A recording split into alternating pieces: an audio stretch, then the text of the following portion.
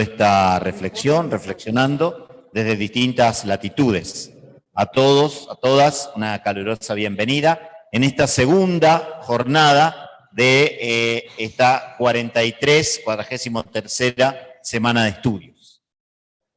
Ayer hacía referencia Rafael Luciani, comenzó citando al padre Ronaldo Muñoz, teólogo chileno, y un escrito de él del año 1972, y haciendo memoria, la primera semana de estudios que se celebró aquí en el año 1980, justamente vino a acompañarla Ronaldo Muñoz, presentando ese libro, el que ayer se hacía referencia.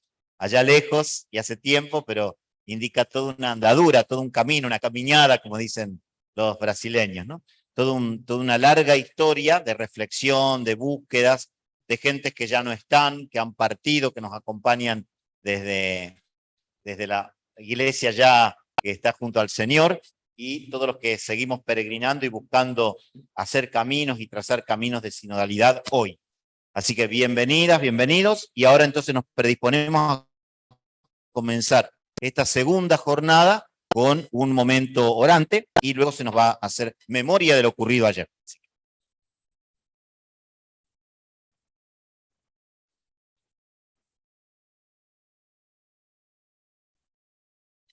Buenas tardes. Bueno, como nos invitaba Fernando, queremos comenzar esta segunda jornada con un momento de oración, predisponiendo el corazón también para vivir este día, también dejándonos sorprender por este Espíritu Santo que seguramente tiene algo para revelarnos a cada uno de nosotros a la luz de este encuentro. Nos ponemos en presencia del Dios de la vida y del encuentro, en el nombre del Padre, del Hijo y del Espíritu Santo. Y queremos invocar a este Espíritu de vida y lo hacemos a través del canto.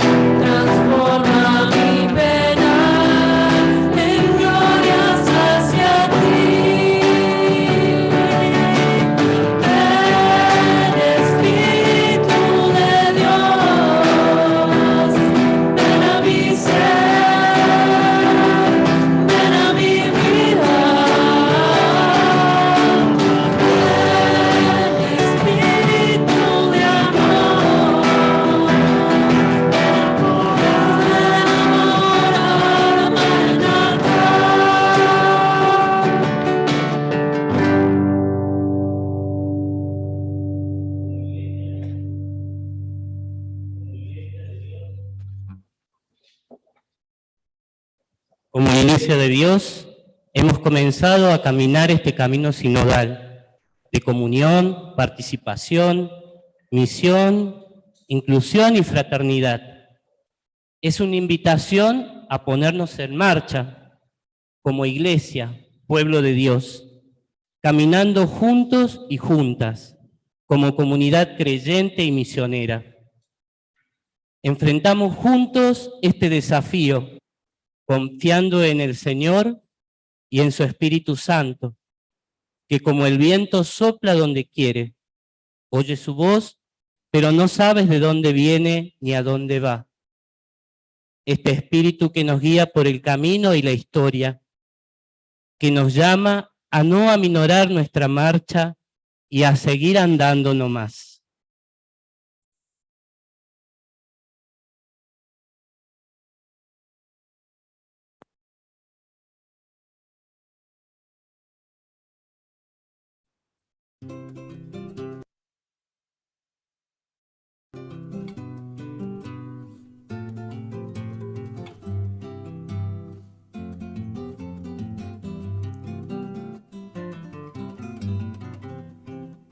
Si quieres te acompaño en el camino, y en el camino vamos conversando, y al conversar tus hombros se descargan. Descargas pues tu peso voy llevando, pues pesa el peso de tu desencanto, y es tu resignación aún más pesada, pero te sostendré pues ya sostuve la cruz de toda cruz en mis espaldas. Me duele que te alejes de los tuyos y el creciente dolor de tu aislamiento, pues toda mi pasión es ver reunidos a los hijos de Dios que andan dispersos. Yo sé que ya no crece en nuestro sueño, busca seguridad retrocediendo, pero hasta en dirección equivocada. Lo mío es ir contigo, compañero. Si quieres te acompaño en el camino, si quieres, hoy me quedaré contigo. Si quieres, te acompaño en el camino, si quieres, hoy me quedaré contigo. Escucha profecías, peregrino, no seas testigo de desesperanza, es hora que levantes la cabeza, y aunque anochece alientes la confianza, pues es posible ver de otra manera la trama que se te hizo tan confusa. No ves el hilo de oro de la Pascua que rediseña todo lo que cruza. No ves que desde dentro de las muertes la muerte fue implotada y ya no mata. Se revela el nombre de la vida, el nudo que te ataba se desata. Partir juntos el pan en nuestra mesa descifra quiénes somos y seremos. La Pascua nos irrumpe amor de amores, lo más vivo venciendo lo más muerto. Si quieres te acompaño en el camino, si quieres, hoy me quedaré contigo. Si quieres, te acompaño en el camino, si quieres, hoy me quedaré contigo. Por fin sabrás quién soy, sabrás quién eres. Mientras despiertas del antiguo sueño, entenderás que es fiel a sus promesas, el Dios que prometió ser compañero, y de la historia mía y de la tuya, de esa no te escaparás ni tendrás miedo. Verás la historia como historia abierta, y la esperanza de su ardor sereno. Y sentirás más allá de tu gente, y querrás compartir tu aliento nuevo. Sin más demora ponte en camino, sin más demora ponte en medio de ellos, y brillar en tu fe de caminante, mi nombre y mi misterio de camino, y de mi fiel estar acompañando, tu amor de acompañante será el signo. Si quieres, te acompaño en el camino, si quieres, hoy me quedaré contigo. Si quieres, te acompaño en el camino, si quieres, hoy me quedaré contigo. Si quieres, te acompaño en el camino, si quieres, hoy me quedaré contigo. porque verdaderamente queremos que el Señor de la vida nos acompañe en este camino, es que los invitamos ahora a todos juntos a hacer esta oración de nuestro hermano Pedro Casaldáliga.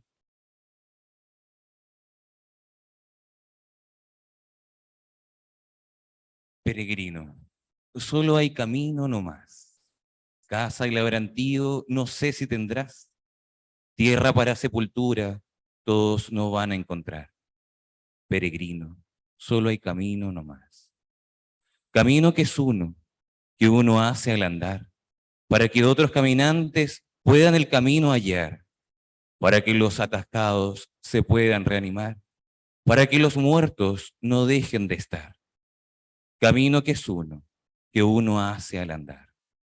Si nos acerca la alambrada, somos brazos por demás.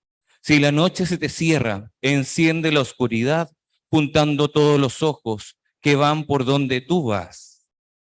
Dios es Dios.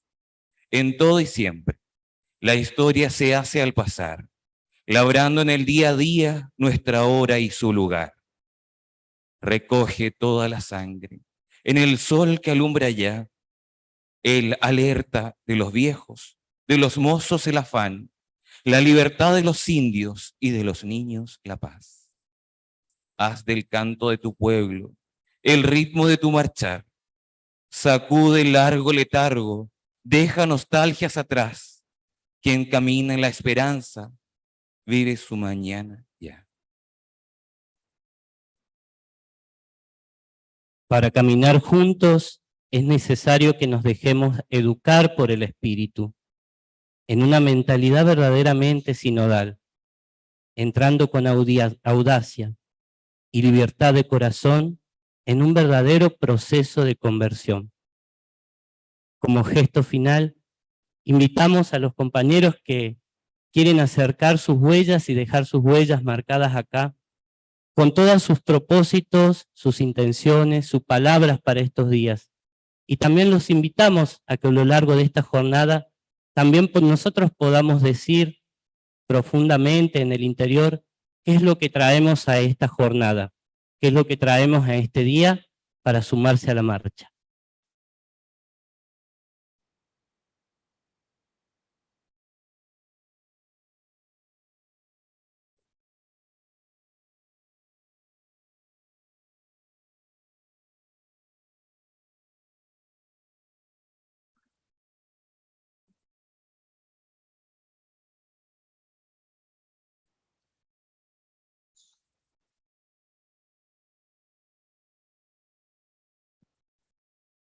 Y como este camino no lo hacemos solos, sino que también, como venimos diciendo, lo hacemos con nuestro Padre Dios, su Hijo Jesucristo y el Espíritu Santo, decimos esa oración que nos hermana y que nos hace hijos de un mismo Padre.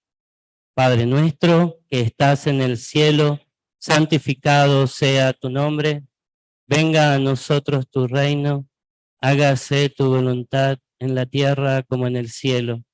Danos hoy nuestro pan de cada día, perdona nuestras ofensas, como también nosotros perdonamos a los que nos ofenden.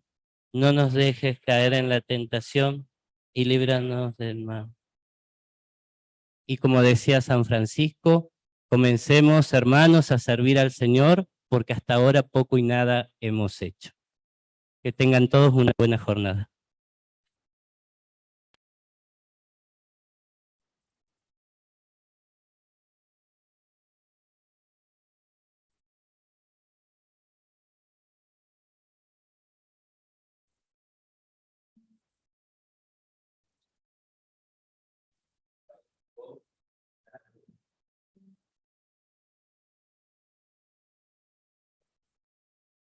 En el día de ayer, el padre Joaquín Medina, rector del CEFIT, da inicio a la 43ª semana de estudio que lleva por título Sinodalidad, renuevo de esperanza o cuestión de nombre. Nos invitó a participar en este espacio de reflexión con una actitud de escucha atenta y predispuesta, a conocernos y enriquecernos mutuamente. El hermano Fernando Kuhn nos explicó la dinámica programada para la primera jornada y presentó a los disertantes Gabriela Rauter y Rafael Luciani. Posteriormente, se comparte un momento de oración, invocando la presencia del Espíritu Santo y la lectura del Evangelio según San Mateo. Mateo 28, versículos del 16 al 20. Referida a la aparición de Jesús en Galilea y la misión universal. A continuación, la profesora y teóloga Gabriela Rauter da comienzo al tema denominado Planteamientos desde nuestra iglesia local en el camino sinodal. Nos introduce el tema en donde aborda y explica la nueva fase de la recepción conciliar, la cual consistió en que había que aplicar los frutos y cambios que se habían producido poniéndonos en marcha en las diferentes iglesias y regiones. En nuestro continente se realizaron varias conferencias, incorporando esta nueva comprensión del ser y del obrar de la iglesia. Medellín, Puebla, Santo Domingo y Aparecida. Con la exhortación apostólica Evangelii Gaudium, se actualiza y profundiza esta propuesta en la eclesiología del Papa Francisco. Hizo memoria sobre el sínodo arquidiocesano realizado en Córdoba el 7 de octubre del 2015, recordando las palabras de Monseñor Carlos José Ñáñez. Es preciso volver al primer anuncio de la fe para ser felices y descubrir la vida en plenitud. Explicó que cada sínodo renueva la actualidad del Evangelio, redescubriendo los nuevos enfoques y contextos, y produce un despertar de las realidades espirituales y pastorales que están latentes en el seno de una comunidad y que tiene como propósito la actualización y el crecimiento. Destacó la importancia de diferenciar sínodo y sinodalidad. El sínodo es un acontecimiento único que puede suceder en un espacio de la iglesia, cuya finalidad es actualizar algún aspecto de la evangelización con actitud de participación, escucha y discernimiento que orientan las decisiones y los estilos pastorales. En cambio, la sinodalidad es una cualidad en el modo de ser y obrar como iglesia, que lo atraviesa todo con el objetivo de una transformación radical que conlleva una mirada humanizadora que revisa las prácticas pastorales actuales. Posteriormente, se dio la palabra al doctor en teología Rafael Luciani, quien abordó el tema el fracaso del modelo institucional en la iglesia y la necesidad de su reforma. Invitó a reflexionar sobre la importancia de revisar el modelo institucional que se encuentra en crisis en su modo de ver y transmitir la fe. Es un llamado desde el concilio a una reforma de la iglesia y conversión de la teología del ministerio ordenado. Se abordó el problema del clericalismo, invitándonos a reflexionar y revisar las estructuras internas de las instituciones y donde es urgente una conversión pastoral. Citó al teólogo Ronaldo Muñoz para explicar que el modelo eclesial institucional clerical es uno de los grandes obstáculos estructurales para la evangelización porque idealiza el ministerio ordenado y crea relaciones de subordinación y sumisión. Recordó que el Papa Francisco expresa que el clericalismo es un mal que condena y fractura la noción de pueblo de Dios. Es un modelo que rompe la relación bautismal porque coloca a unos por encima de otros. Coincide con el Papa Francisco al referirse al complejo del elegido, cuando la vocación del ministerio ordenado se entiende como un llamado unilateral de Dios al individuo. Nos invita a pensar las relaciones que constituyen a todos los fieles en la iglesia y hacia el cual el ministerio ordenado está llamado a servir como un fiel más en la iglesia. El segundo tema tratado fue la centralidad de la eclesiología del pueblo de Dios en el Concilio Vaticano II. Desde el 2013 se abre una nueva fase en la recepción del Concilio Vaticano II porque se recupera la categoría de la Iglesia pueblo de Dios que camina como peregrino en comunión. Con el Papa Francisco, en el año 2013, se resitúa la hermenéutica conciliar a la luz del capítulo 2 de la Lumen Gentium, que refiere al pueblo de Dios. En la primera entrevista al Papa Francisco concedida al padre Antonio Spadaro, el pontífice expresó este modelo sinodal: la Iglesia como pueblo de Dios, pastores y pueblo juntos. La Iglesia es la totalidad del pueblo de Dios. Es decir, no hay individuos aislados, sino una relación entre todos los sujetos eclesiales activos en un lugar, en una cultura. Cita parte del texto de Lumen Gentium número 115, que expresa: este pueblo de Dios se encarna en los pueblos de la tierra, cada uno de los cuales tiene su propia cultura. Una iglesia discípula que está abierta a la escucha, que aprende de la sociedad en la cual vive su realidad. La Comisión Teológica Internacional expresa en el documento sobre la sinodalidad en la vida y misión de la Iglesia que la jerarquía eclesiástica está al servicio y forma parte del pueblo de Dios de acuerdo a la vocación que ha recibido cada sujeto eclesial: laicado, presbiterado, vida religiosa, episcopado y papado. Se recupera la expresión fieles, constituida por todos los miembros en relación al bautismo, iguales en dignidad y en la cual se adquieren derechos y deberes. Cita el Lumen Gentium número 30, todo lo que se ha dicho sobre el pueblo de Dios se dirige por igual a laicos, religiosos y clérigos. Destaca que el bautismo lo que da como fundamento este caminar juntos como dinámica que hace que la Iglesia pueda ser construida entre todos. Se hizo referencia al texto del cardenal Suenens acerca de la corresponsabilidad en la Iglesia, donde se refiere a la democratización no como sistema político, sino en base a relaciones de corresponsabilidad, participación e inclusión. La primera jornada se concluyó con la reflexión: la sinodalidad posible en una iglesia epocalmente desajustada, a cargo de la profesora Gabriela Rauter. Se destaca la necesidad de continuar haciendo discernimiento en el seguimiento a Jesús, siendo pueblo de Dios en este tiempo. La sinodalidad es un estilo eclesial distinto que implica una profundización de la espiritualidad bautismal y discipular. La Iglesia ha manifestado resistencias y dificultades ante el cambio.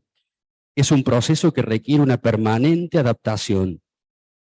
Sugiere concebir los ministerios no solamente en función de las necesidades intraeclesiales, sino también de la necesidad del diálogo de la Iglesia con la cultura, el servicio a la comunidad local y la integración con otras organizaciones.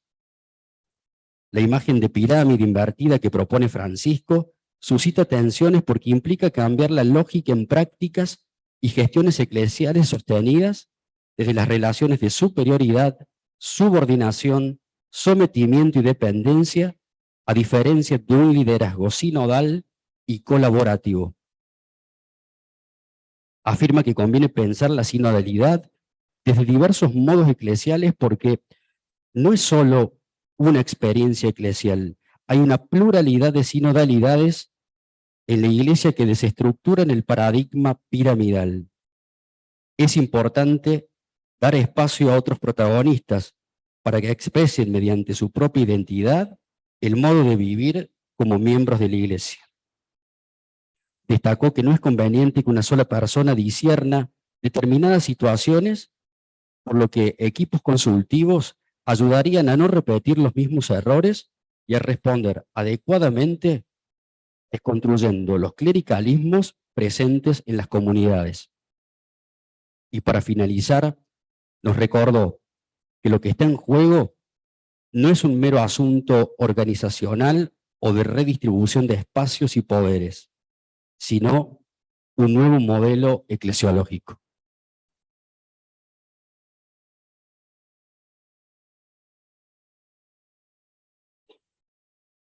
Muchas gracias, tanto a quienes animaron la oración, como ahora al esfuerzo de recoger todo lo que se nos presentó ayer, lo que hemos reflexionado. Y entonces ahora le vamos a dar la palabra a Gabriela, nuevamente, cuya primera reflexión está ahí titulada, se puede ver en pantalla, Desarticular las miradas homogeneizadoras. Así que, adelante.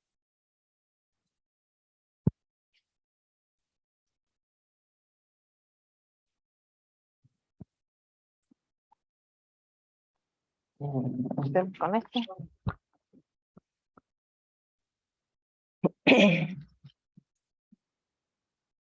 Hola, buenas tardes a todas y todos los que están aquí presentes y también presentes a través de las plataformas digitales.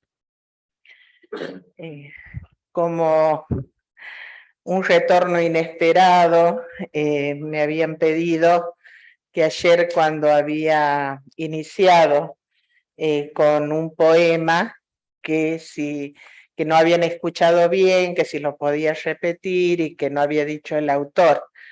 No dije el autor porque es de mi autoría, pero no tengo problema en repetirlo si así lo quieren, para iniciar nuevamente esta tarde.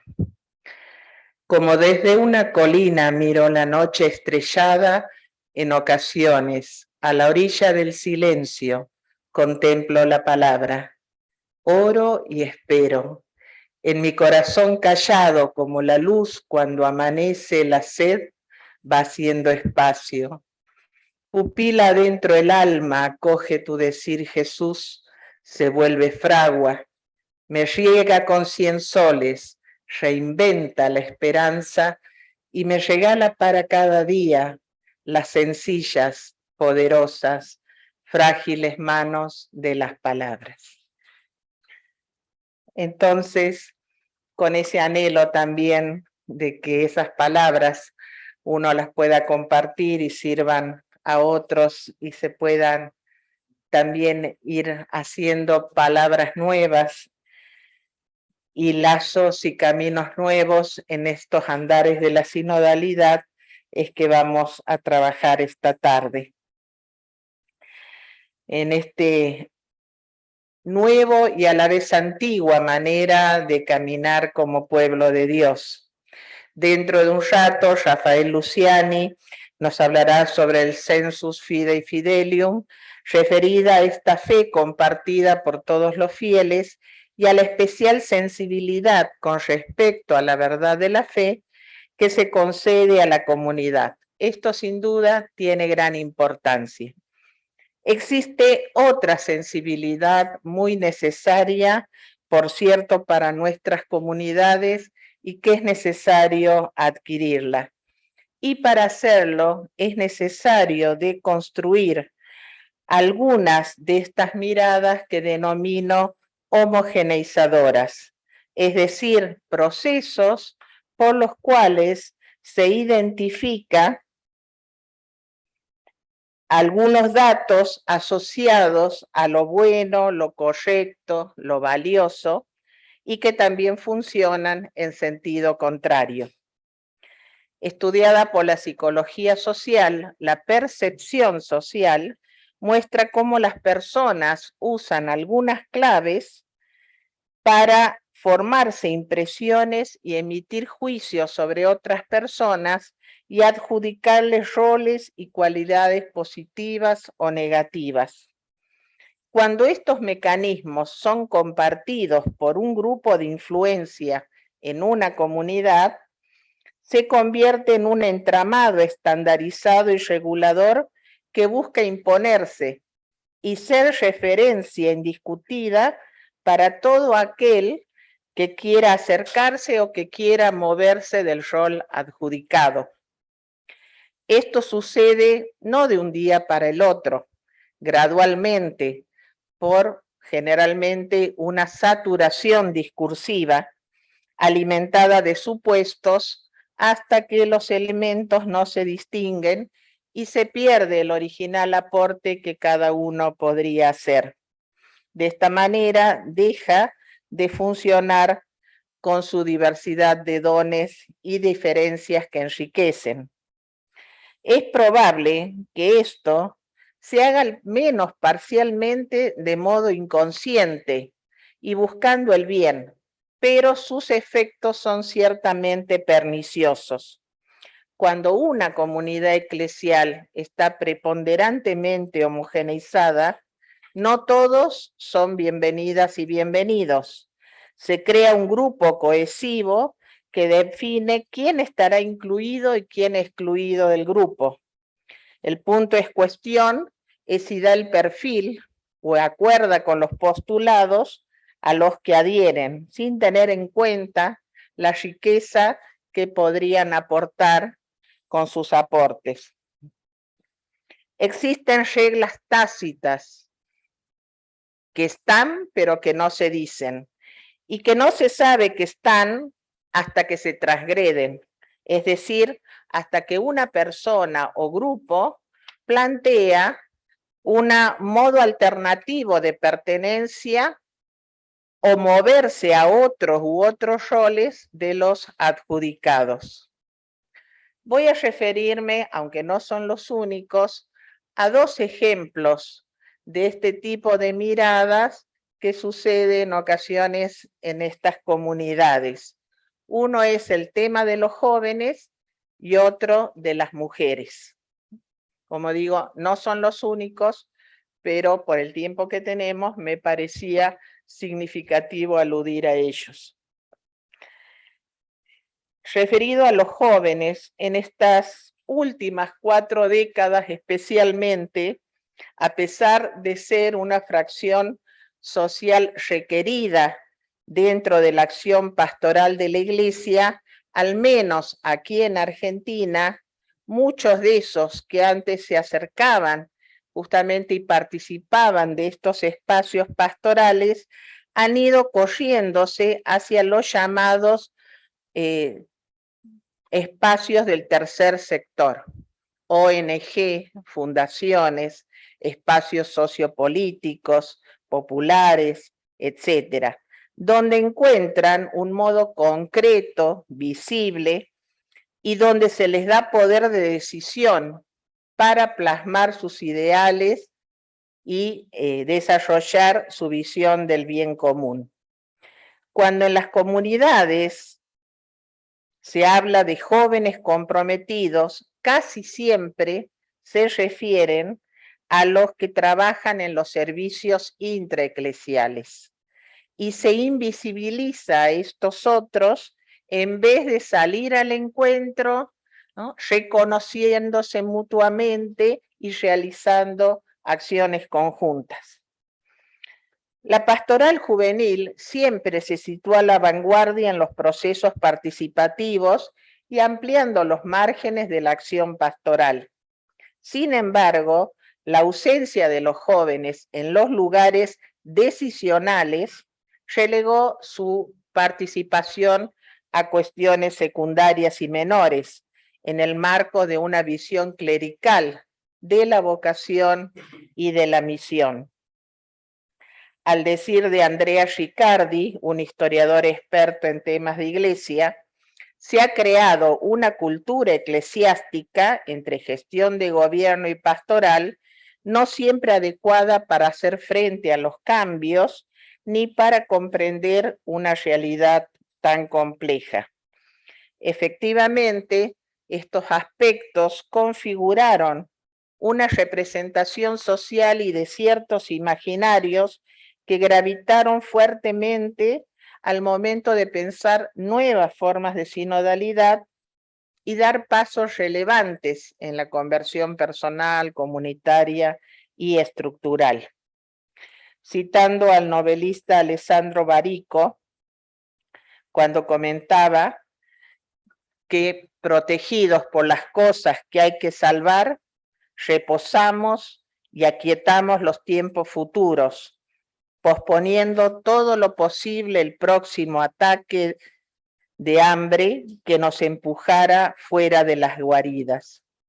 Salir de las guaridas, exponerse a las mutaciones de la era digital y de las subjetividades juveniles, pensar la novedad histórica y asumir los desafíos de sinodalizar la asamblea y los procesos decisionales es una invitación a asumir la inutilidad de aferrarse a tiempos, espacios y estructuras que en lugar de posibilitarla, la impiden. Todavía es persistente el reclamo de desplazamientos impostergables del adultocentrismo que denigra los estilos juveniles y una perspectiva adulta que valora sus formas, del clericalismo a la participación laical, del resguardo en el pasado a una mirada positiva del futuro, de jóvenes destinatarios a jóvenes protagonistas de la misión y la comunidad, entre muchos otros aspectos que hay que considerar. Estos desafíos son una buena oportunidad para reconfigurar también toda la pastoral de jóvenes. Puede ser un ámbito para intentar experiencias donde los desbordes de sinodalidad configuren nuevas figuras, se conviertan en nuevas figuras históricas de una configuración eclesial poliédrica. El Papa Francisco nos ha brindado figuras como la iglesia hospital de campaña y también estas parábolas de la iglesia como pirámide invertida y también esta imagen del poliedro. El poliedro no es la clásica esfera redonda donde cada punto es equidistante del centro y no hay diferencia entre unos y otros, sino una figura en la que confluyen todas las parcialidades que conservan su propia originalidad, de modo que la identidad peculiar se integra de un modo cordial en la comunidad y se enriquece sin quedar aislada ni esterilizada. En el modelo poliedro, la Iglesia invita a la comunidad cristiana con su propia originalidad y riqueza, ¿no? Ahí confluyen la enorme diversidad que la puede componer, de voces, géneros, culturas, iglesias. No es una esfera rígida y uniforme, cuestionadora de las diferencias. Los jóvenes marcan el ritmo, son el sujeto principal de las mutaciones sociales y culturales que se están produciendo. ¿Será que entrará por medio de ellos el futuro en la iglesia? Ojalá que le demos espacios. Si no hay intentos decididos por sinodalizar la participación juvenil, los y las jóvenes se encontrarán con más frecuencia en otros lugares, pero no en las comunidades eclesiales, en las que los parámetros adultos y clericales los indican una y otra vez solamente en el lugar de destinatarios. Los jóvenes y las jóvenes son creyentes, muchísimos de ellos, pero no al estilo de los adultos. Ellos y ellas tienen pocas dificultades para integrar a sus explicaciones racionales la lógica de los afectos y de los sentimientos. Esto es bastante más difícil para los adultos. Nos encontramos ante una modalidad de la experiencia religiosa en la que lo sagrado aparece inmediatamente, pero sin la mediación institucional, donde la experiencia subjetiva combina, integra, retroalimenta y produce nuevos significados, rituales y espacios. ¿Por qué validar la experiencia religiosa juvenil con el parámetro de los adultos?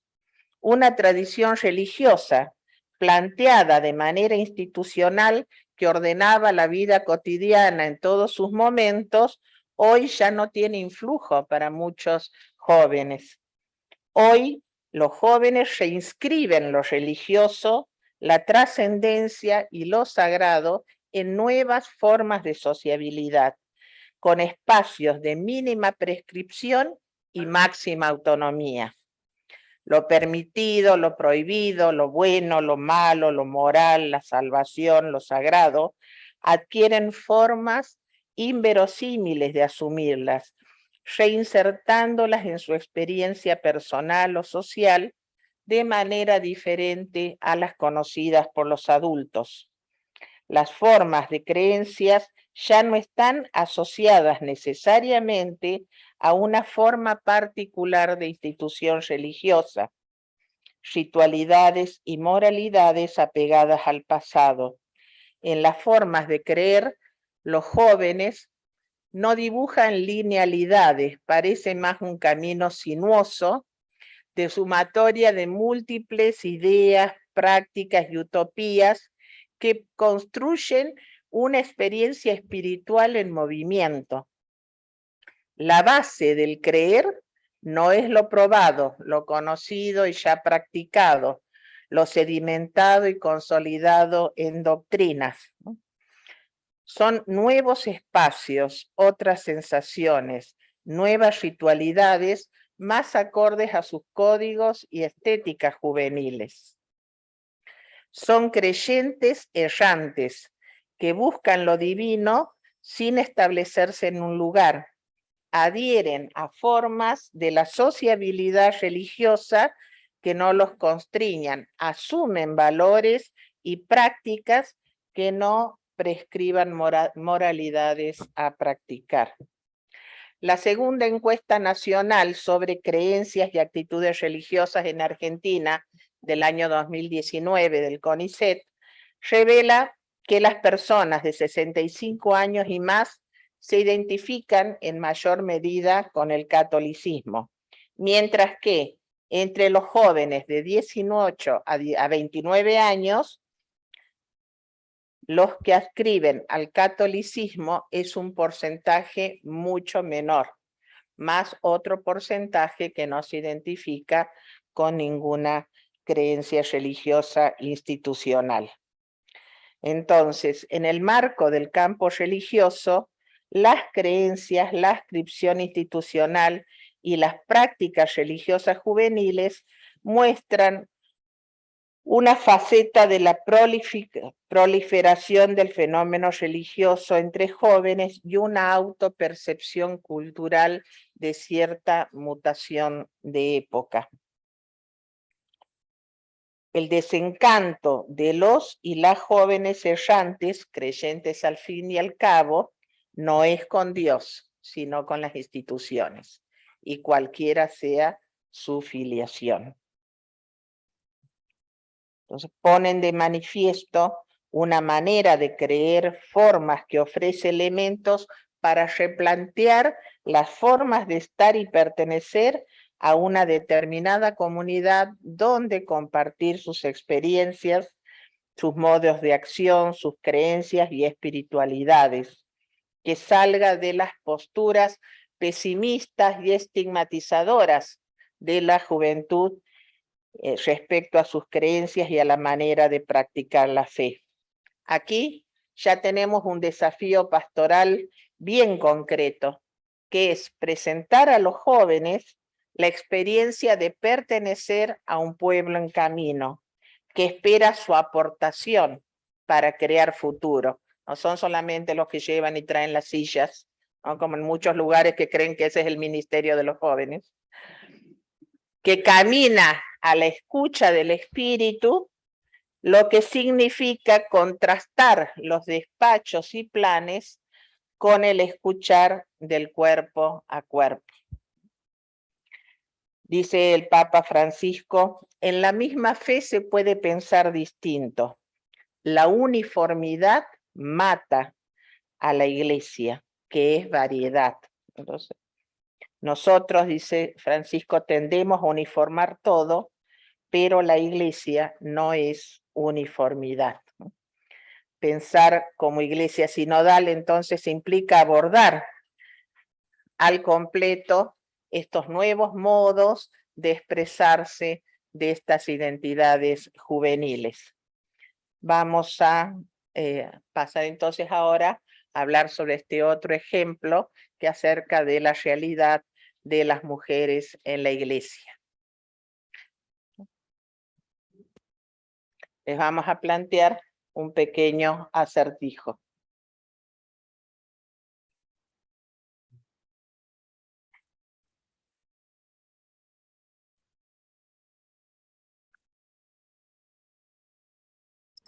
A ver si puedes resolver este acertijo. Un padre y un hijo viajan en coche. Tiene un accidente grave, el padre muere y al hijo se lo llevan al hospital porque necesita una compleja operación de emergencia. Llaman a una eminencia médica, pero cuando llega y ve al paciente dice: no puedo operarlo, es mi hijo. A ver, ¿quién se anima a decir algo? Antes que yo lo señale. Bien. Conste que me invitaron a la Semana del Clero y les costó más sacarlo. Pon el resto del video. ¿Cómo se explica esto? No puede ser. Caramba. No tengo ni idea. El padre es el médico y el padre que murió es un sacerdote. Que sea su hijo adoptivo. O sea, es imposible, ¿no? Porque el padre está muerto. O es un padre y no necesariamente el padre del hijo que estaba ahí, porque el chico es un hijo también de alguien, del señor que es el doctor. ¿Será?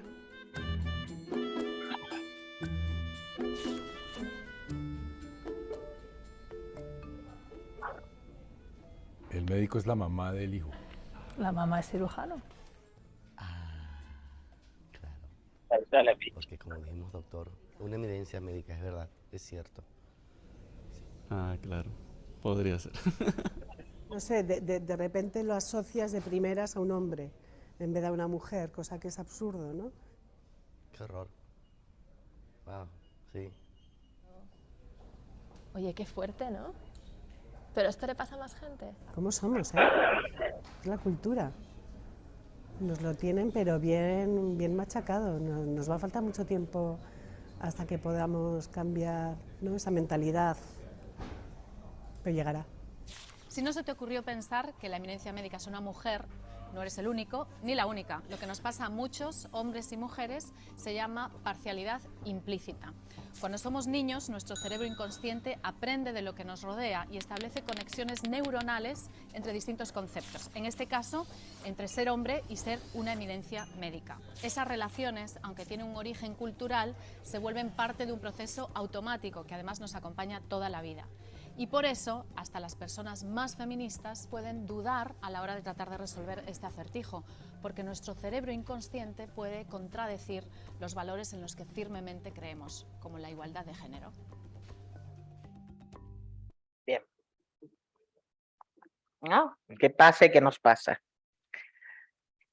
Entonces, es importante, como pasaba con lo que les explicaba acerca de la percepción social, lo que supone también en estas cuestiones.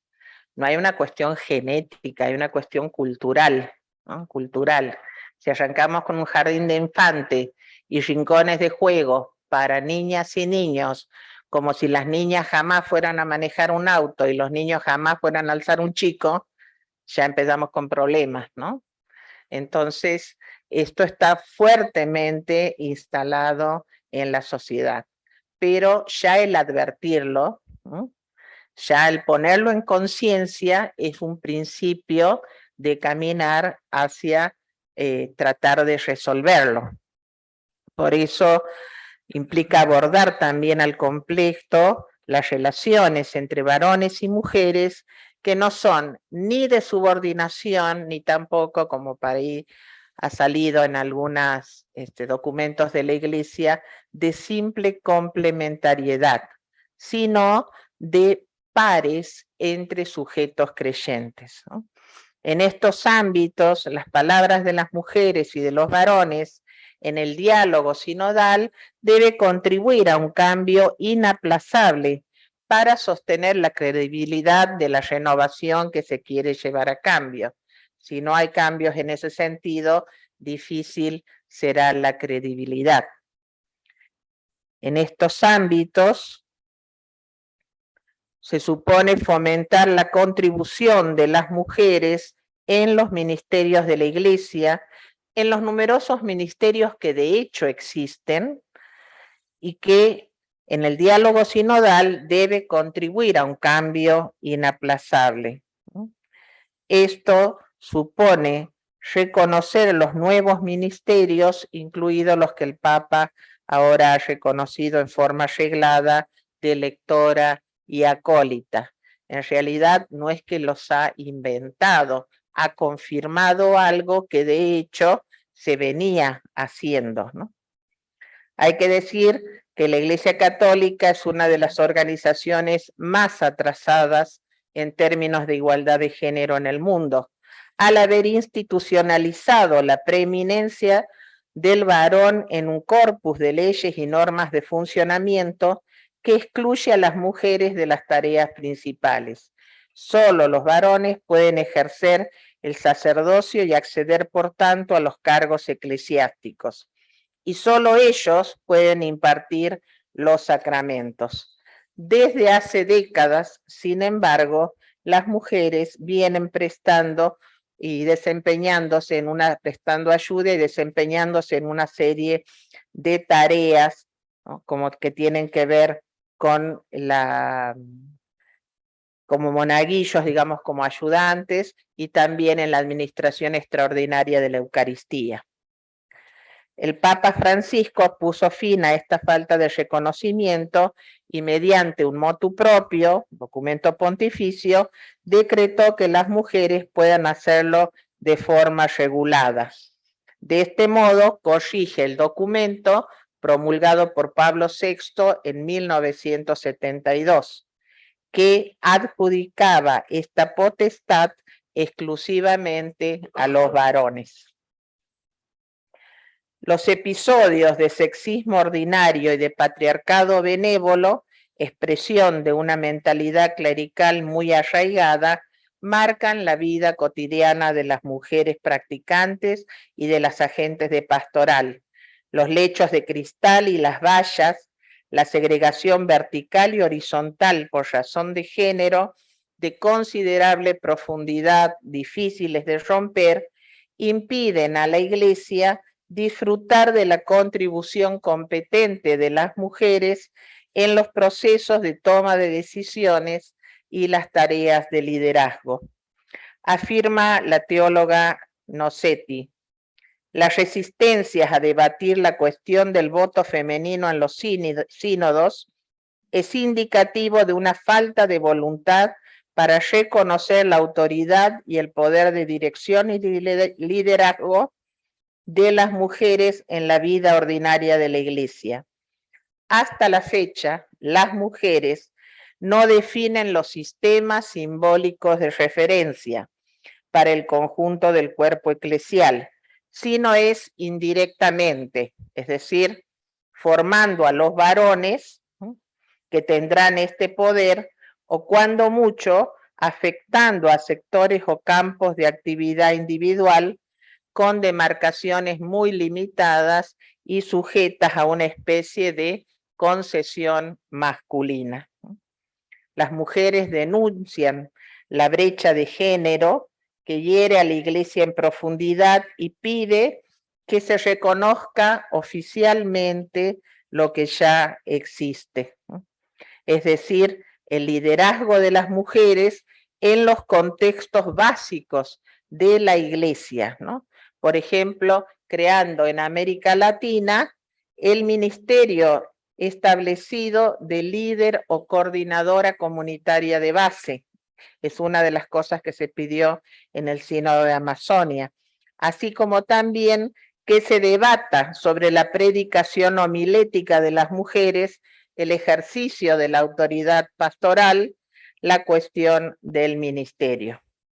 La teóloga Isabel Corpas, que participó en las propuestas del Sínodo de Amazonia, cuando en el 2017 salió el documento preparatorio elaborada por la Secretaría para el Sínodo Regional de los Obispos, que hablaba de preparar y hacer propuestas valientes, ella advierte que quedó también en el aire un poco el reconocimiento.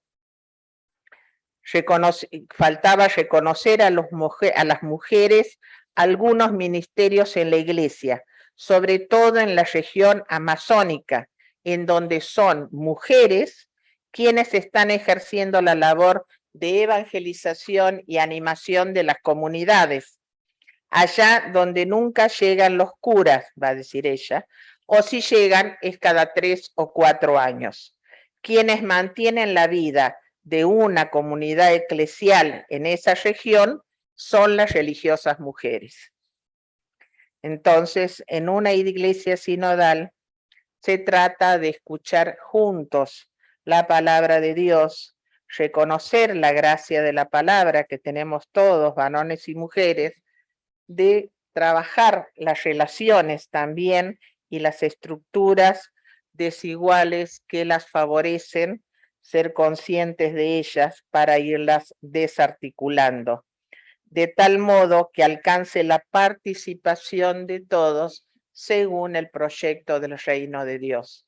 Todavía las estructuras necesitan mirar justamente este querer del reino de Dios y buscar caminar en una mayor sintonía. Y hay que también hacer proliferar, escribir, multiplicar las narraciones de experiencias innovadoras, ¿no?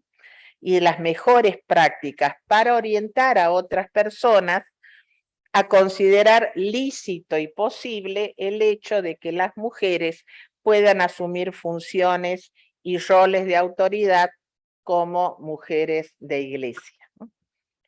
Hasta aquí llegamos en este momento. Gracias.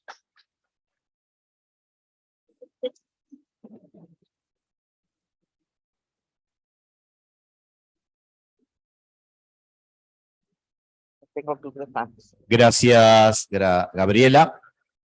Ahora entonces no vamos a tener todavía momentos para preguntas, sino que vamos a hacer una canción, vamos a tratar de que tengan el cancionero y siguiéndola la canción. Y después ya está conectado Rafael, que nos va a presentar su tema.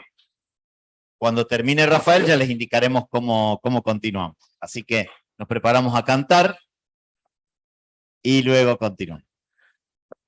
Hacemos el canto número 2.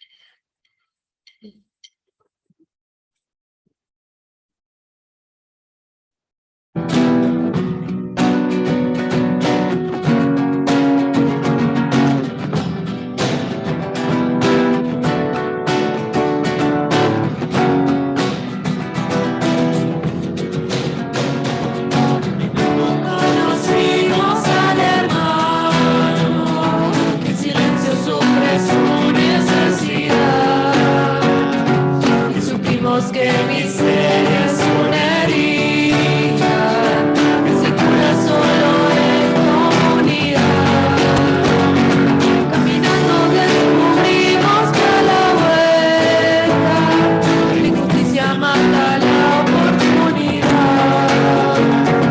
Es un luz anunciar el evangelio de su justicia y vida.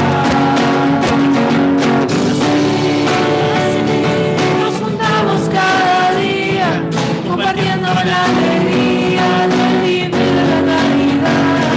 Así, aunque nada nos alcanza, resistimos la esperanza de cambiar la realidad. Así, nuestros corazones sienten que Jesús está presente para ser comunidad.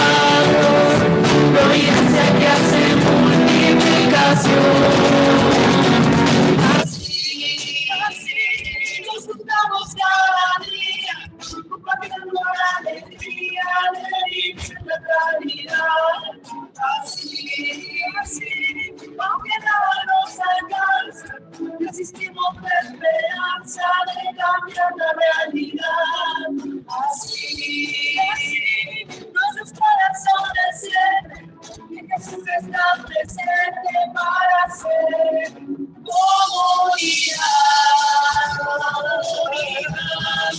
comunidad.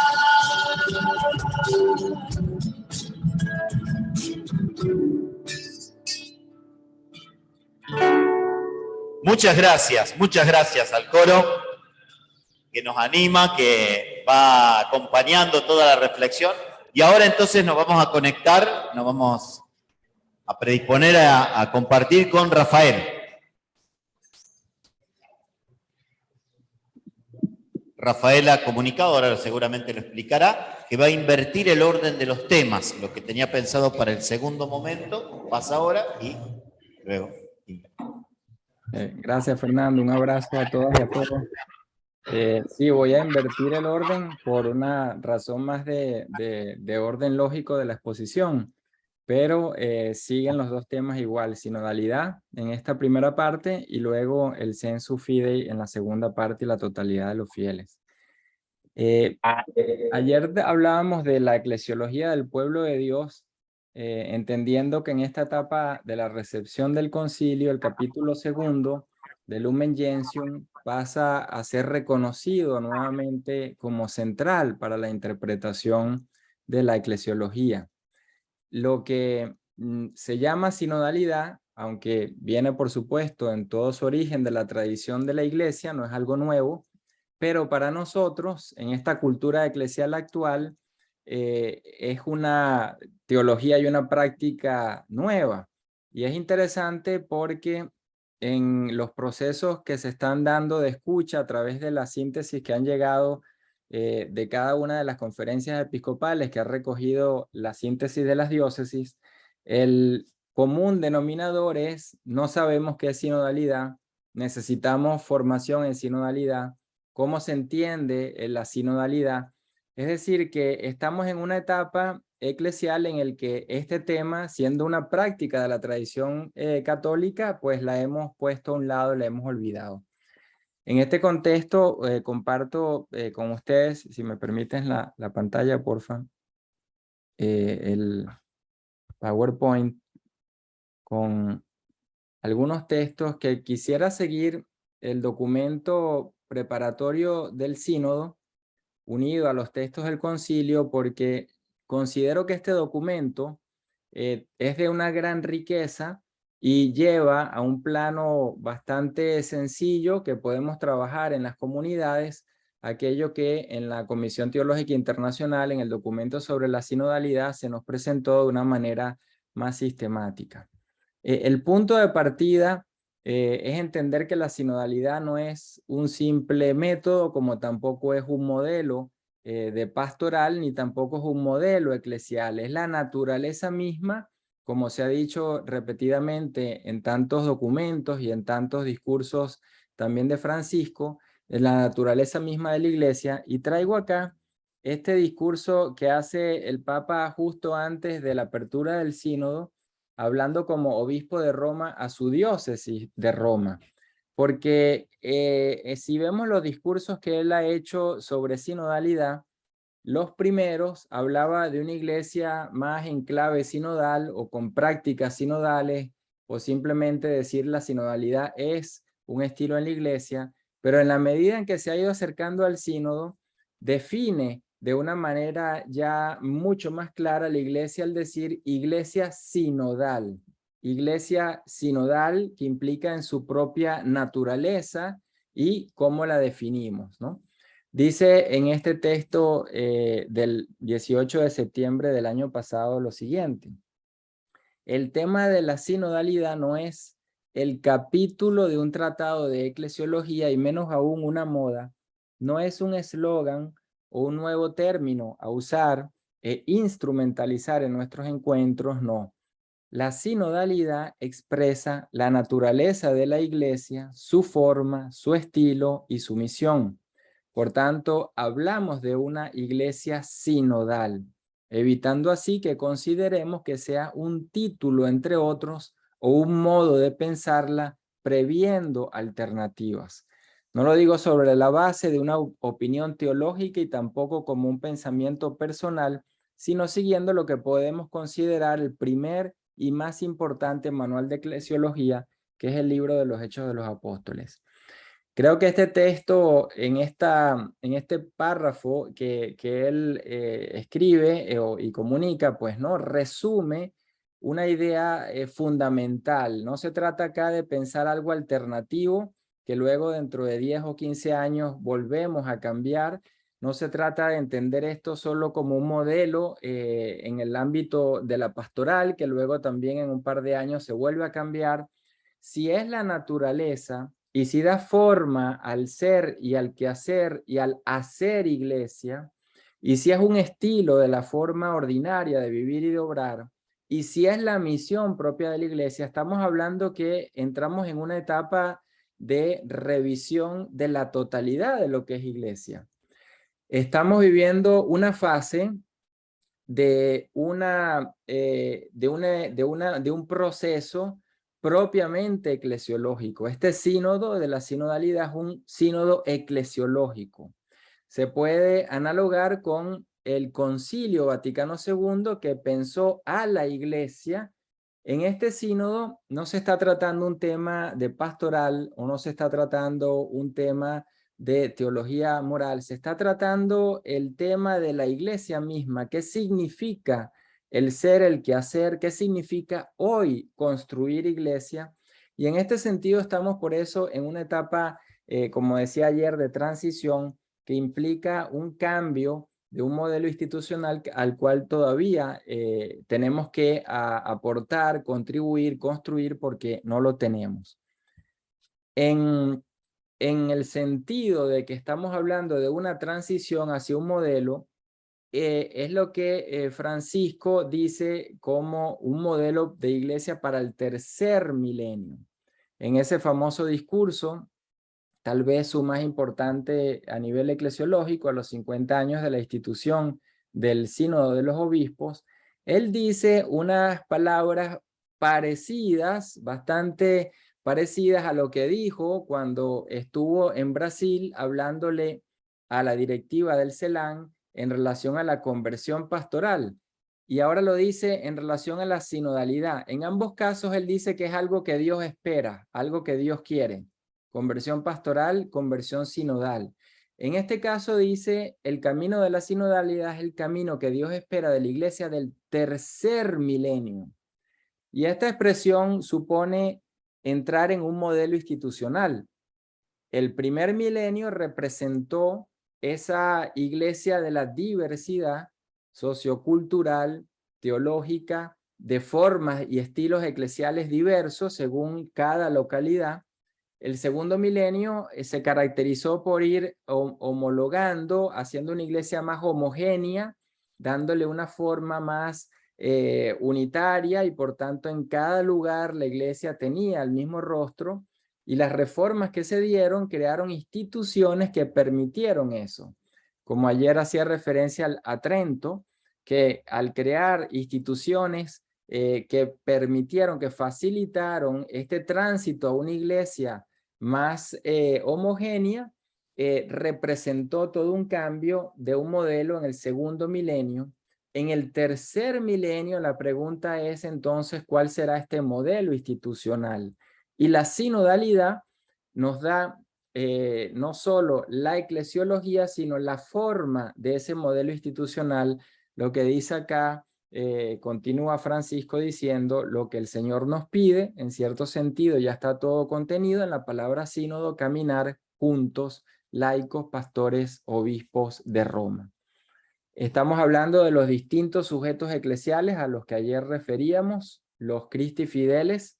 Caminar juntos supone entonces una manera institucional de cómo interactuar laicas, laicos, pastores, obispos de Roma, de manera tal que en esa interacción logremos co-constituirnos en iglesia, pueblo de Dios. La sinodalidad, por ello, dice la Comisión Teológica Internacional en el documento sobre sinodalidad, que es una dimensión constitutiva, no es una dimensión que se añade y se puede incluso decir que es análogo a una nota eclesial. Así como decimos la iglesia es una, la iglesia es católica, la iglesia es constitutivamente sinodal. Este es el gran cambio que supondrá en la mentalidad de todas y todos nosotros en lo que significan las implicaciones de hablar de sinodalidad. Ayer hacíamos referencia a Pablo VI, esa búsqueda de una forma más completa de ser iglesia. La sinodalidad hoy tiene ese carácter de ser una forma más completa de lo que significa ser y hacer iglesia. Pero a la vez esto supone un nuevo modo de proceder eclesial en la totalidad de la vida eclesial. Y cuando decimos un modo de proceder, estamos refiriéndonos a el modo cómo funcionan, cómo se organizan las estructuras, cómo nos relacionamos en la iglesia, el modo cómo trabajamos y hacemos iglesia. Uno de los elementos que también va saliendo en toda la síntesis a nivel global, no solo de América Latina, es no saber discernir en conjunto, comunitariamente. ¿Qué significa esto? Pues si hablamos de un modo de proceder eclesial nuevo que pasa necesariamente por la práctica del discernimiento en conjunto y la toma de decisiones en conjunto, estamos entonces ante una búsqueda de un modelo institucional que permita eso de manera ordinaria en la vida de la iglesia. Por eso supondrá conversión de las mentalidades, pero a la vez reforma de las estructuras y en este sentido es una visión y una revisión global de todo lo que es la vida eclesial. Esta expresión muy linda, caminar juntos, en el único lugar donde se encuentra definida de manera explícita es en el documento preparatorio del Sínodo de la Sinodalidad, en dos números, 28 y 29. Y lo cito porque a veces al usar esta expresión solo nos referimos al hecho de una iglesia que camina con la sociedad, una iglesia que camina a la luz de los nuevos tiempos, pero nos olvidamos de ver esa iglesia hacia adentro en sus estructuras, cómo está y de qué modo caminamos juntos, fieles, pastores, etcétera, laicos, laicas, como hemos dicho en la lámina anterior. En el número 28 del documento preparatorio, fíjense lo que dice que es muy, muy claro y muy explícito.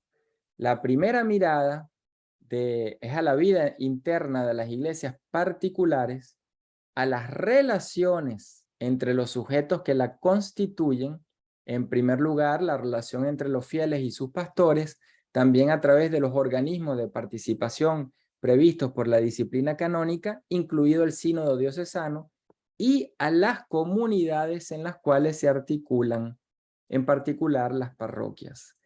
Fíjense que estamos hablando acá de relaciones, cómo nos co-constituimos iglesia, de qué modo la iglesia como institución tiene, crea y favorece organismos de participación y a la vez las instancias particulares como puede ser una parroquia en el modo como funciona el caso de un consejo parroquial o en una diócesis el caso también de un consejo diocesano pastoral. Entonces esta primera definición de lo que es sinodalidad como caminar juntos supone revisar las estructuras y las relaciones al interno de la comunidad eclesial. La segunda definición que nos da en el número 29 se basa en esa relación de la iglesia con el mundo, con la sociedad contemporánea.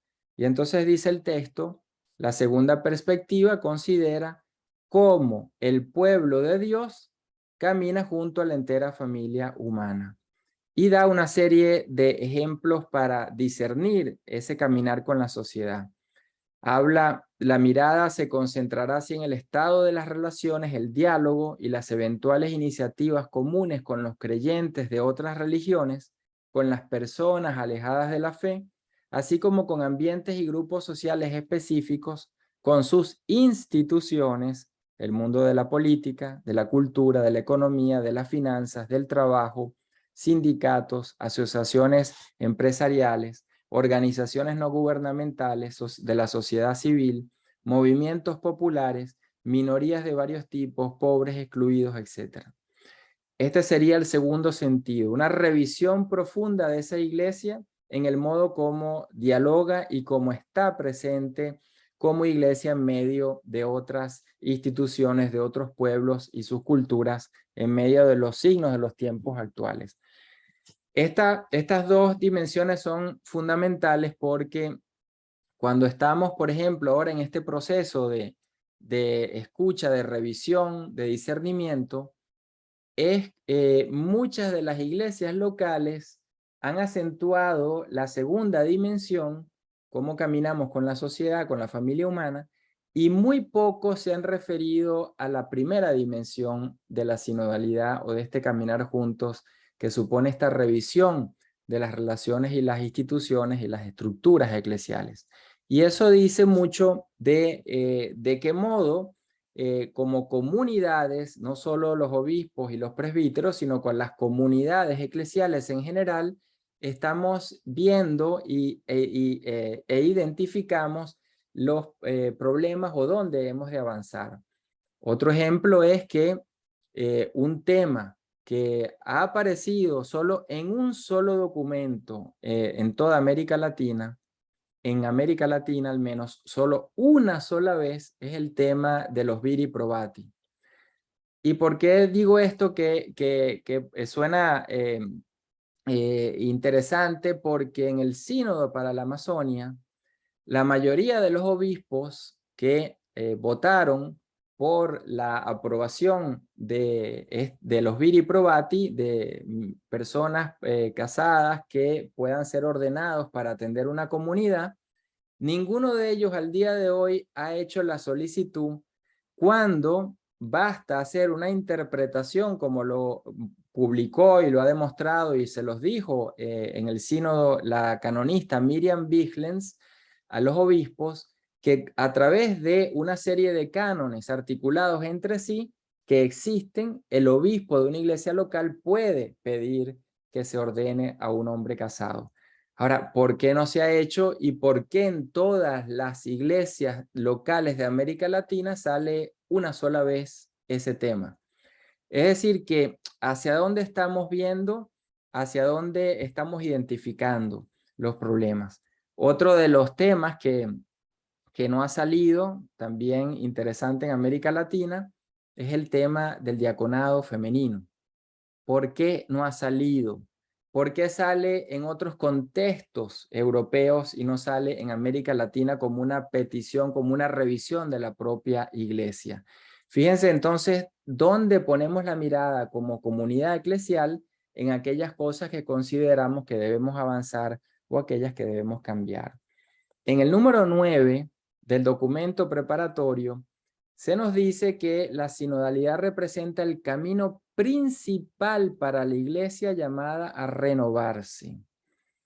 Si hay un criterio entonces desde donde mirar la renovación de la iglesia, hoy en día es la sinodalidad, y nos dice que la capacidad de imaginar un futuro diverso para la iglesia y para las instituciones a la altura de la misión recibida depende en gran parte de la decisión de comenzar a poner en práctica procesos de escucha, de diálogo y de discernimiento comunitario en los que todos y cada uno puedan participar y contribuir. Dinámicas comunicativas nuevas para un modelo institucional nuevo. Escucha, discernimiento comunitario, son dinámicas en las cuales todavía no nos acostumbramos a hacer iglesia, a vivir iglesia. Y cuando hablamos de, ya veremos en la segunda parte, sensus fidei, la idea que existe en una gran mayoría, o que sale al menos en cantidad de síntesis, es que se refiere solo al momento de la escucha. Pero pareciera que el momento del discernimiento queda relegado solo a los obispos en el momento de la reunión de la asamblea. Por tanto, nuevamente, en un modelo institucional que estamos construyendo, tenemos que pensar estas dinámicas desde la totalidad de los fieles y no dividir cada una de estas dinámicas según un grupo de fieles. Estaríamos entonces en una fase actual de los laicos, las laicas y del resto de los fieles, que sería la escucha, y según una mentalidad que separe, después vendría una fase de discernimiento que correspondería al episcopado.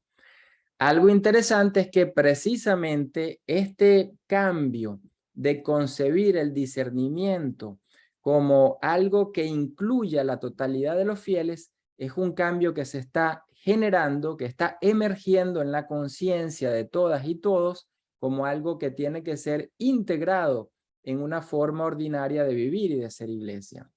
La renovación, entonces, según el documento, se invita a realizarla a través de procesos de escucha, diálogo, discernimiento comunitario, participación, contribución. Son nuevas, entonces, dinámicas que hemos de formar para reaprender lo que significa hacer iglesia entre todas y todos. La inspiración fundamental viene de esta frase y cómo ponerla en práctica, de este principio que ha sido de la tradición canonística de la iglesia, cuando dice: lo que afecta a todos, a todas, debe ser tratado y aprobado por todas, por todos. Como la segunda parte, interesante, el aprobado, en muchos documentos es sacada y se cita solamente la primera parte. Lo que afecta a todos debe ser tratado por todos. La segunda parte, cuando habla de aprobado por todos, ahí es donde está propiamente la dimensión sinodal. La iglesia, de alguna u otra forma, en algunos contextos menos o más que en otros, ha tenido unas dinámicas de conjunto. No podemos decir que no ha habido dinámicas de conjunto, de trabajar en conjunto, de organizar proyectos en conjunto, incluso de aportar cosas que permitan decisiones en conjunto. Pero esta segunda dinámica, donde la decisión supone la aprobación por todos, es algo para nosotros hoy en día que representa un desafío, no solo porque es nuevo en la cultura eclesial, sino por la resistencia que esto supone ante una noción de poder entendida desde el clericalismo, desde una visión vertical, autoritaria, como veíamos ayer en los informes que han diagnosticado este estado actual de la iglesia. Por ello, una iglesia sinodal se basa en el principio de la participación y la corresponsabilidad, que son propios de la eclesiología del pueblo de Dios, pero cuando decimos participación no es una concesión que se nos da para que podamos hacer parte de alguna dinámica o de algún proceso o de alguna estructura en la iglesia. Se trata de hacer parte porque soy habilitado ya por el Espíritu. Por tanto, esta dimensión neumatológica que se rescata con la sinodalidad es algo importante a tener en cuenta porque supera una visión que hemos heredado cristocéntrica, donde el ministerio, por ejemplo, es pensado a la luz solo de esta dimensión cristocéntrica y por tanto respondería en esa lógica solo a hombres, cuando hoy en día se recupera esta dimensión neumatológica desde la eclesiología del pueblo de Dios, se están abriendo puertas para pensar nuevas maneras de incluso entender y crear nuevos ministerios, para decir pues que como una palabra que antes se podía entender de una manera, desde esta dinámica y esta manera sinodal de ser, cambia y se amplía su sentido, y de ahí la dificultad de una persona que está acostumbrada a entender participación como algo que se nos cede a algunos laicos, a algunas laicas, a algunas religiosas, cuando la participación es un deber y a la vez un derecho porque es la habilitación del Espíritu la que permite dicha participación. Por tanto, no es que me invitan, sino que yo también debo exigir ser parte y participar. De ahí que va unido al concepto de corresponsabilidad, porque, como decíamos ayer, no hay un responsable. Corresponsabilidad implica esa totalidad de los fieles y, por tanto, la completitud de unos a otros. Nos completamos los unos a los otros en las propias vocaciones.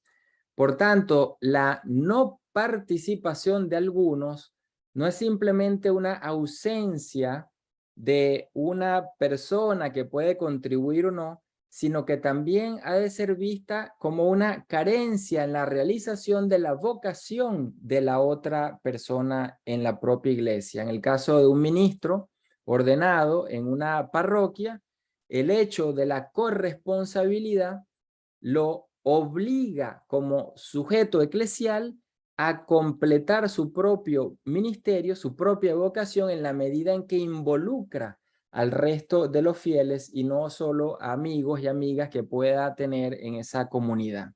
Por tanto, la corresponsabilidad es otro de los conceptos fundamentales porque supone involucrar al resto, no por cesión, no por concesión, sino como parte de un derecho fundamental como fieles, como bautizados. En esta iglesia sinodal, es decir, toda ella sinodal, hay que sinodalizar las relaciones y por tanto las estructuras.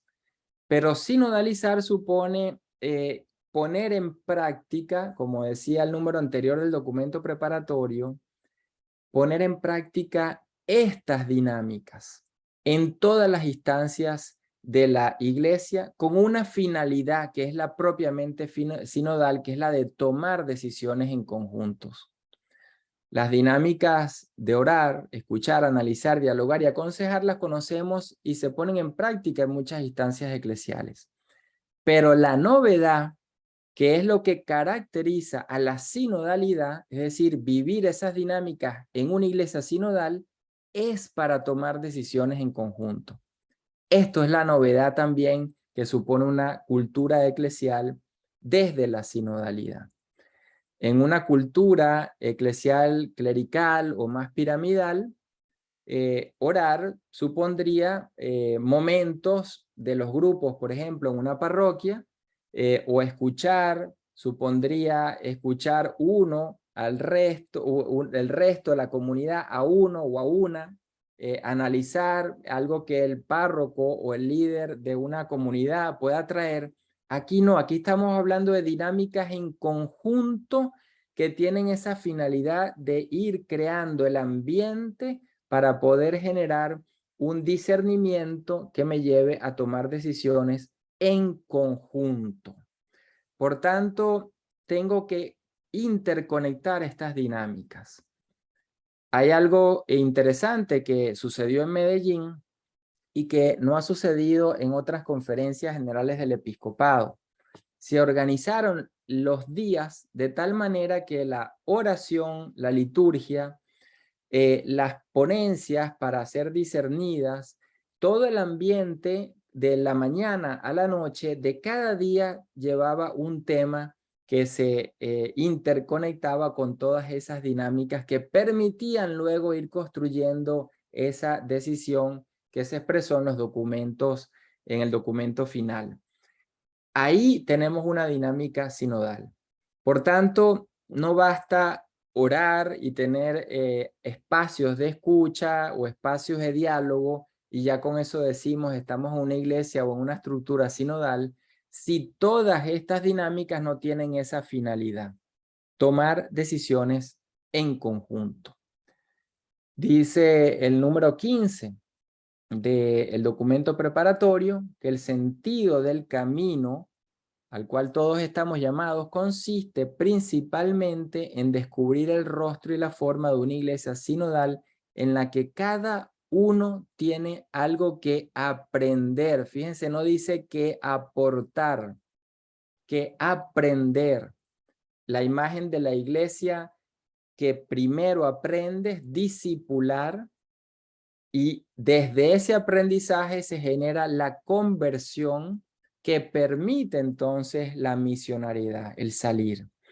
Por tanto, como dice acá, el pueblo fiel, colegio episcopal, obispo de Roma, uno en escucha de los otros y todos en escucha del Espíritu para conocer lo que dice a las iglesias. El Papa, fíjense lo que había dicho en el discurso de los 50 años de la institución del sínodo, que agrega una expresión que es muy interesante para entender lo que significa aprender. Cada uno tiene algo que aprender. Él dice que una iglesia sinodal es una iglesia de la escucha, o sea, define a la iglesia desde una dinámica comunicativa, iglesia de la escucha, con la conciencia que escuchar es más que oír, y ahora explica, es una escucha recíproca en la que cada uno tiene algo que aprender. No puedo aprender si no hay reciprocidad. Por tanto, no se trata del aprendizaje que uno hace de lo que el otro o la otra dice, sino es recíproco. Si en esa relación de reciprocidad, de respectividad, ambos no ceden en algo, aprenden algo y construyen algo nuevo en conjunto, no hay en esta iglesia la sinodalidad desde el punto de vista de esta dinámica de la escucha, esta dinámica comunicativa. O sea, la escucha no es para que otro me diga algo, es para poner en conjunto aquello que escucho, aquello que yo digo y construir algo nuevo entre las partes y de ahí implique un aprendizaje. Por eso lo que cualifica a un proceso de escucha es si hemos salido construyendo algo nuevo que pueda expresar esa relación en la que se dio el encontrarnos, o a lo mejor salgo yo con algo nuevo, la otra persona no, pues ahí estamos otra vez en esa dificultad de entender que la sinodalidad supone una dinámica nueva en conjunto en todo lo que hagamos. Y esto es muy interesante porque cambia completamente el modo como se puede trabajar en un consejo parroquial o en un consejo diocesano pastoral. Porque si hay 8 o 10 personas y no se construye algo en conjunto que desborde a esas 8 y 10 personas porque sea fruto de ese encuentro, entonces esa institución, ese consejo no está funcionando de una manera que podemos decir sinodal. O sea que implica toda una cultura nueva y un reaprendizaje de estas dinámicas a las cuales podemos estar acostumbrados, pero no de modo sinodal. Francisco, fíjense lo que decía de la frase esta que hemos escuchado tanto, como la segunda parte no se introduce, cuando la segunda parte es precisamente la que da la cualificación propiamente sinodal. Dice él en el discurso de los 50 años del sínodo, de la institución, lo que afecta a todos debe ser tratado por todos. ¿Por qué pongo esa diferencia? Porque aquí es donde nos encontramos en la recepción actual de la sinodalidad, pero falta dar el siguiente paso, que es al ser aprobado, construido por todos. Son 2 fases en la recepción, podemos llamarlo de esa manera para poner un ejemplo. Estamos en esta primera etapa, en esa transición hacia un modelo sinodal, donde nos hemos venido acostumbrando por prácticas de escucha, por prácticas de consulta, a tratar los problemas entre todos. De ahí debe surgir una nueva fase en la que no sea solo el hecho de tratar los problemas en conjunto lo que cualifique a la vida eclesial, sino el de construir las soluciones, aprobarlas y por tanto decidir en conjunto. Una nueva cultura del consenso eclesial. Dice Episcopalis Communio: en cada iglesia particular, los obispos realizan la consulta del pueblo de Dios sirviéndose de los organismos de participación previstos por el derecho, sin excluir cualquier otra modalidad que juzguen oportuna. Fíjense, nuevamente se expresa la fase actual en la que estamos al hablar de una iglesia sinodal. Consulta, pero todavía no llegamos a formular explícitamente en ninguno de los documentos que existen al día de hoy la otra dimensión de la decisión en conjunto, la construcción de una decisión en conjunto. Esto supone, como dice el canonista Borrás, que tenemos que aprender no solo a descubrir a ese espíritu que nos habla a través del evangelio, la oración o la lectura de los signos de los tiempos, sino también en algo muy concreto, que es donde también la síntesis están diciendo que está la mayor dificultad. El aprender a confrontar puntos de vista, el aprender a aceptar que pueden haber disonancias y por tanto no siempre después de un proceso de discernimiento en conjunto llego de manera inmediata al consenso. Y aquí es donde también estamos en ese tránsito. ¿Cómo aprender a que en un ámbito sinodal de ser iglesia tengo no solo que escuchar a los puntos de vista diversos, digamos que hacia ahí hemos ido caminando, sino cómo a partir de esos puntos de vista diversos he de construir algo que me ayude a mí a cambiar y haya aprendido algo y mutuamente respecto de los otros en el grupo. Por tanto, aquí estamos otra vez en esa transición donde hemos de dar un salto más en este modelo institucional. Dice en el número 11 del documento, en el primer milenio caminar juntos, es decir, practicar la sinodalidad, fue el modo de proceder habitual de la iglesia entendido como un pueblo reunido. Pueblo reunido.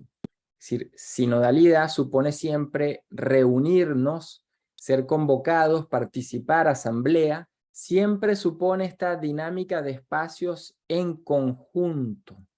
Por tanto, una práctica sinodal que no tome consejo del otro, de la otra, o sea, aprender y asumir eso que aprendo, y no construya con eso que asumo el consenso con el resto, no es una tal práctica en este sentido sinodal. Decía al inicio que para nosotros es nuevo, pero para la tradición de la iglesia no es esta práctica algo nuevo.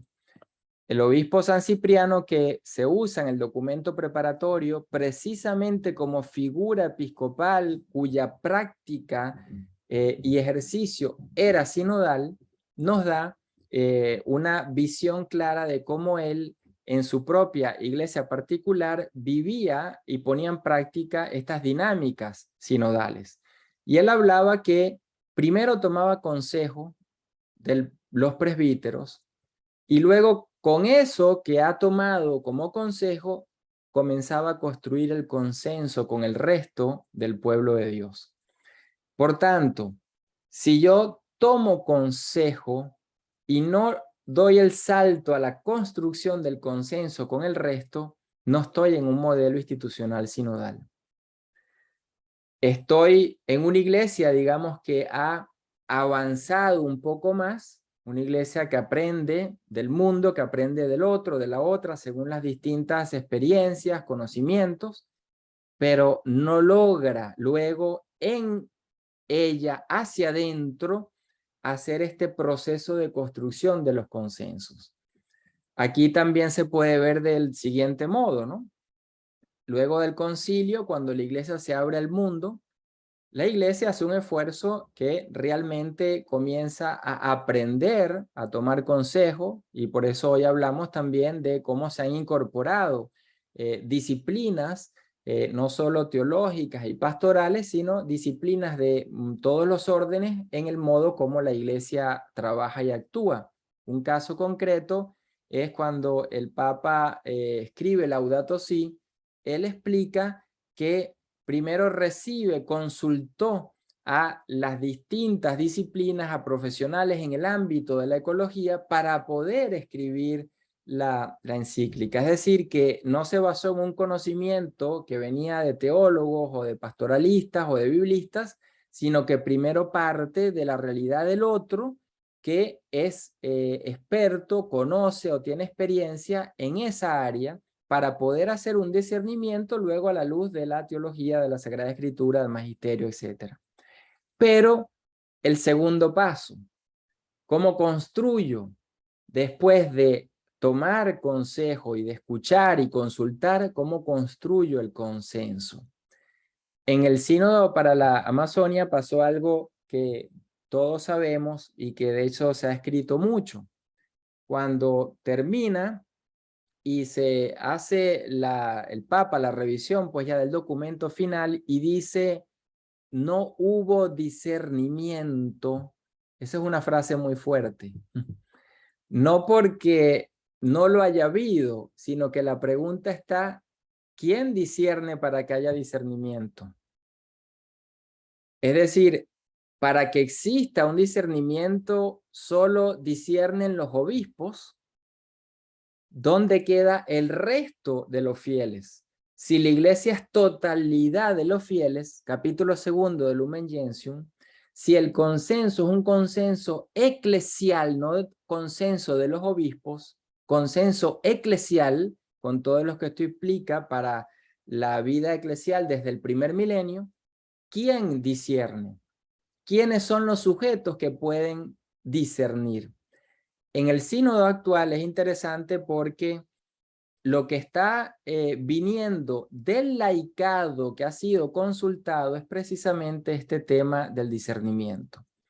Y hay muchas síntesis que dicen de una manera clara y hermosa que la escucha no puede ser separada del discernimiento.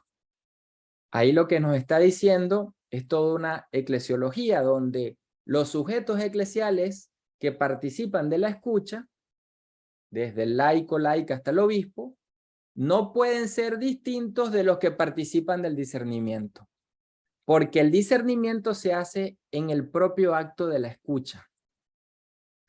Un modelo donde eso comienza a darse de manera emergente es en la propuesta que se hizo para la fase continental. Porque la fase continental del sínodo tiene dos momentos, pero que van integrados. La fase de la asamblea y la fase final, al terminar la asamblea, de una reunión, se llama, de obispos. Y al final de esa reunión de obispos se ratifica el documento que surge de la asamblea, en la que todos los fieles hemos participado. Fíjense que ahí se está dando un salto emergente, ambiental, porque no está institucionalizado, teologizado completamente, en el que se entiende que la escucha es ya discernida, produce un documento que será fruto de una asamblea eclesial y no episcopal, y el episcopado reunido ratifica, pero no es quien hace el discernimiento para hacer otro documento distinto al que surge de la asamblea eclesial. Como es una práctica emergente, no teologizada e institucionalizada todavía, ¿cuál es el problema que se presenta y que nos hace ver la dificultad de los modelos institucionales sinodales? Que en otros continentes, como la práctica de la asamblea eclesial no existe a nivel continental, se entiende como otra consulta simplemente para que los obispos tomen una decisión y lo que se ha cambiado es el documento. En vez de venir el documento de la conferencia episcopal, simplemente viene un documento nuevo que ahora se escribe en Roma, que es el documento 1 o el documento como se llamaba antes de trabajo, y ese es el problema que tienen en otros continentes. Y no es un cambio de documento. No es un cambio simplemente de que antes escuchaba la totalidad del pueblo y ahora resulta que es una fase de discernimiento de los obispos que toman al final una decisión para un documento nuevo.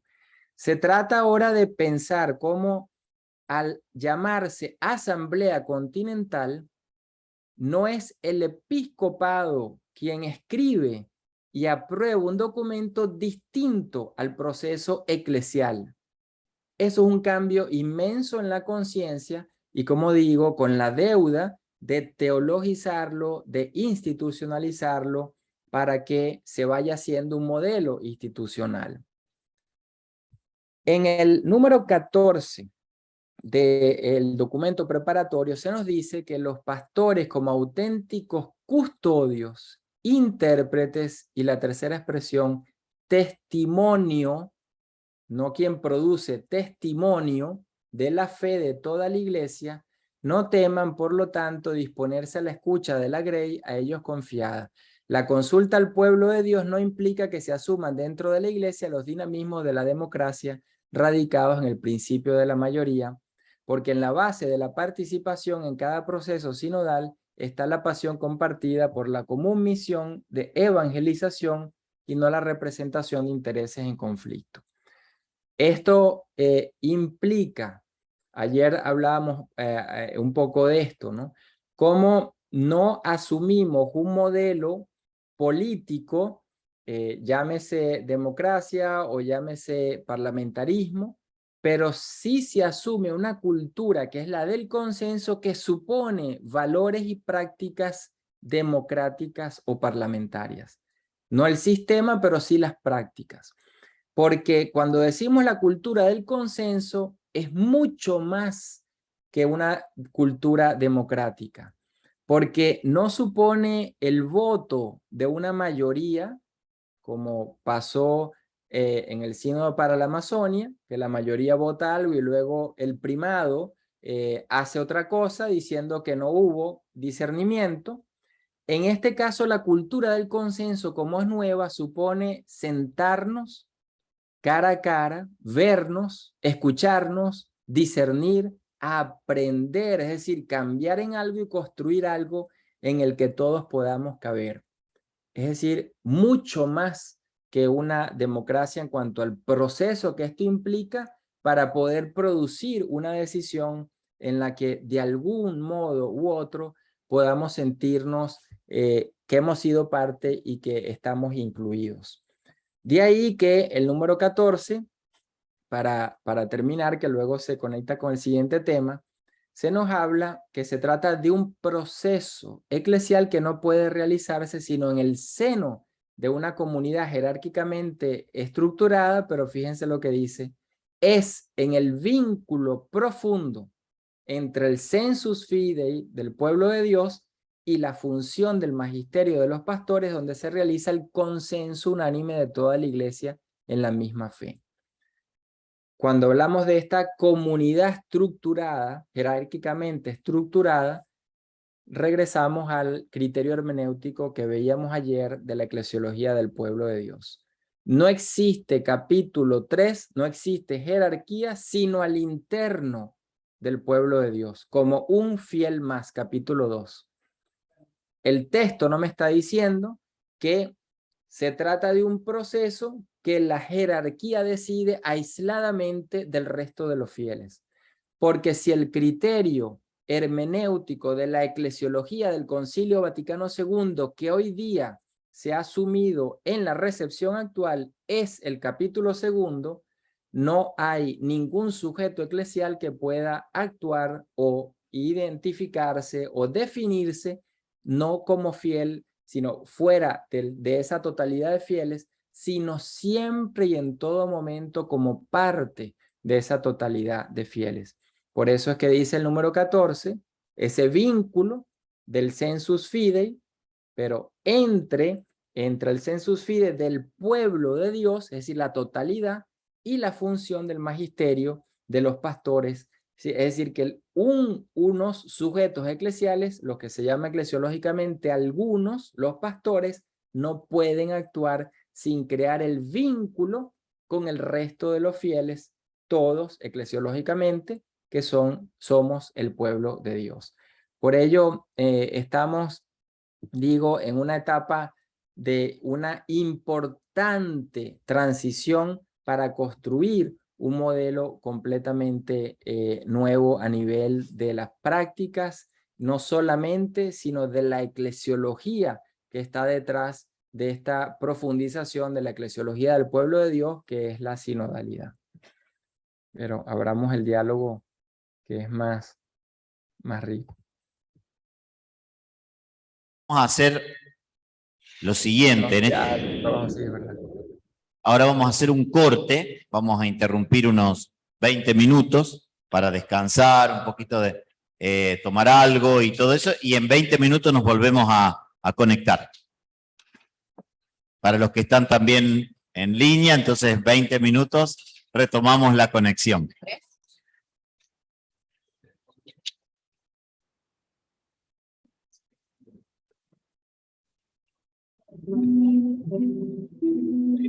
Thank you.